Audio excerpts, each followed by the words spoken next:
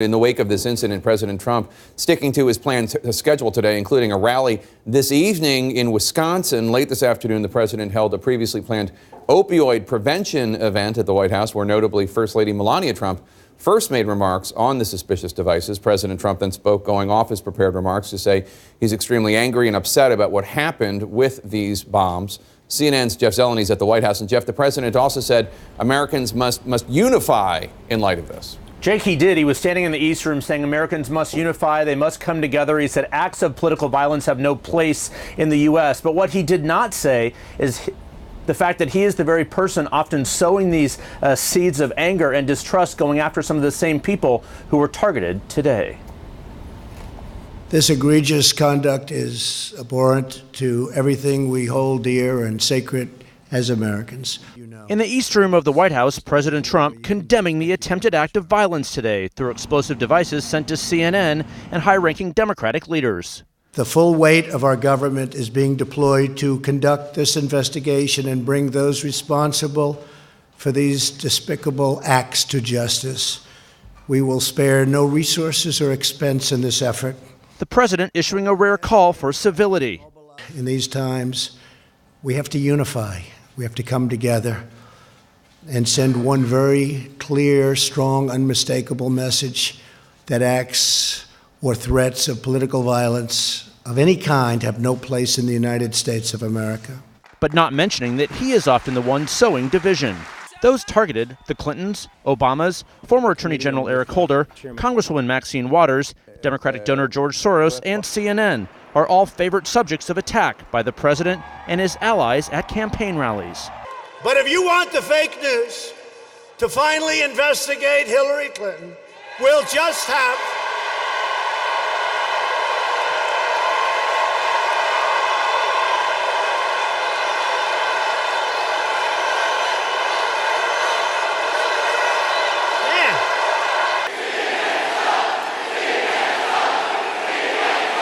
Don't worry, I don't like him either, okay? Good old Maxine, low IQ individual. And the president is routinely accusing his rivals of sparking violence. The choice in November could not be more clear. Democrats produce mobs. Republicans produce jobs. Right? After briefings by federal authorities, the president did not echo the words of New York City Mayor Bill de Blasio, who said the package bombs were a clear act of terrorism. The mayor urging the president and all officials to cool their heated rhetoric. I say this to all public officials of all partisan affiliations. Don't encourage violence. Don't encourage hatred. Don't encourage attacks on media. This atmosphere of hatred is contributing to the choices people are making to turn to violence. Republican Senator Jeff Flake of Arizona echoing the message from the Democratic mayor. We've got to tone it down. Got to see people as opponents but not enemies. 13 days before the midterm elections, the attempted attacks carrying strong political overtones. Speaking in Florida today, Hillary Clinton, the recipient of one of the devices, praised law enforcement for stopping the package before it reached her Chappaqua home. But it is a troubling time, isn't it? And it's a time of deep divisions, and we have to do everything we can to bring our country together.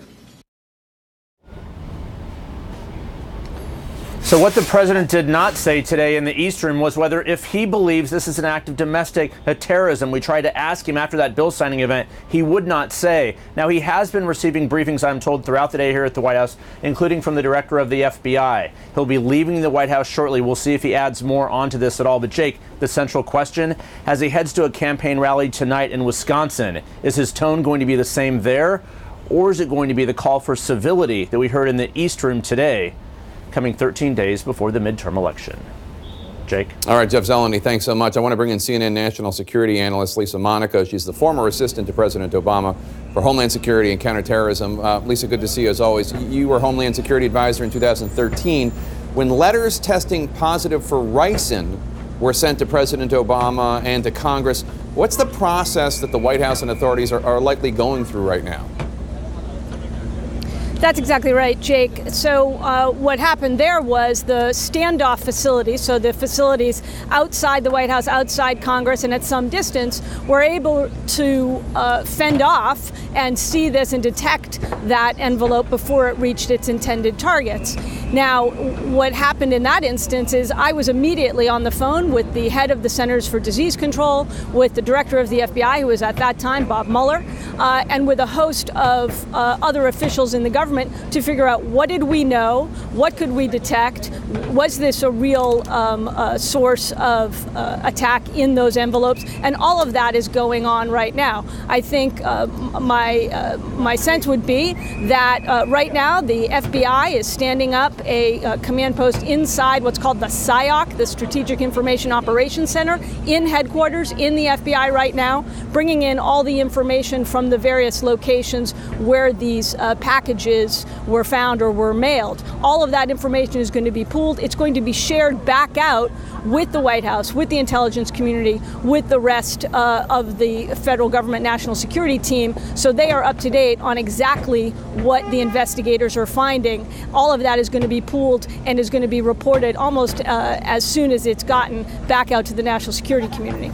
You've also had threats directed at you specifically during your time of public service. What kinds of precautions might the public officials here, the Clintons, the Obamas, Soros, Maxine Waters, Debbie Wasserman Schultz, Eric Holder, what might they be taking right now? What kind of precautions? So, look, I was very fortunate. I never had any suspicious package mailed to me. I did have harassing mail sent to my home, and I was the subject, as was my family, the subject of threats from individuals who were later arrested. Thank you for the very good work by the Secret Service and federal, state, and local partners on that. The Secret Service is exceptionally able. They luckily were able to intercept this with regard to the mailings to President Obama and President Clinton. Obviously, that is not the case with regard to the mailings to former Attorney General Holder. He does not have Secret Service protection.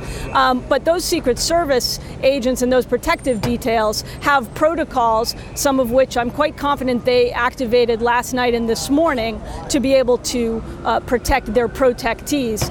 They are going to be sharing information back with the local law enforcement community in the areas where their protectees are in order to thwart any subsequent attempts and, again, feeding into that SIOC Information Operations Center. There are often scares when it comes to suspicious packages, but this device was described by a law enforcement official as, quote, rudimentary but functional. The NYPD said it appeared to be live, the one sent to CNN headquarters. What do you make of that? So that's very concerning, Jake. I mean, rudimentary but functional means rudimentary and potentially lethal. Certainly, the people handling that, unbeknownst to them, folks in the mailroom, civilians who came into contact with those packages before they reached their intended destination, all of those individuals were potentially at risk. So we're going to know a lot more as the investigation goes on and as the commonality, the potential commonality between those devices is understood and the investigation proceeds. But what I understand from the reporting thus far is rudimentary but functional could mean rudimentary but deadly. The fact that there's a number of these packages, at least 6, does that give you confidence that law enforcement will likely be able to figure out who's behind this with so many clues? Look, I'm confident that the Joint Terrorism Task Force, which is going to be operating in each one of these locations and pooling information, which is, of course, FBI-led, but very importantly, Jake, has representatives from state and local partners in all of these jurisdictions. They're going to pool their information, their intelligence. The common thread here seems to be this common return address. There will no doubt be leads developed about how these items may have been couriered. Some of them, I understand, as the reporting is coming in thus far, they were not actually mailed, but may have been couriered.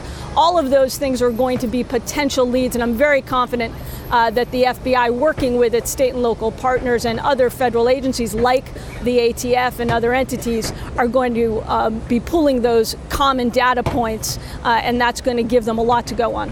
If you were advising President Trump right now, what would you tell him? Jake, I've been in that room advising former president, advising President Obama in the wake of the Boston Marathon bombing, in the wake of this ricin attack, in the wake of mass shootings. The important thing is always to try and bring the country together, to explain to the country, this is what we are doing to keep you safe. This is what we know. Importantly, this is what we don't know. But very importantly, the job of the president in a crisis like this, in a situation like this, is to try and bring the country together, to appeal to the better angels of our nature. And that is the type of message that in the past I've been privileged to be a part of with the former president. Lisa Monaco, always good to have you on. Thank you so much for your time, your expertise.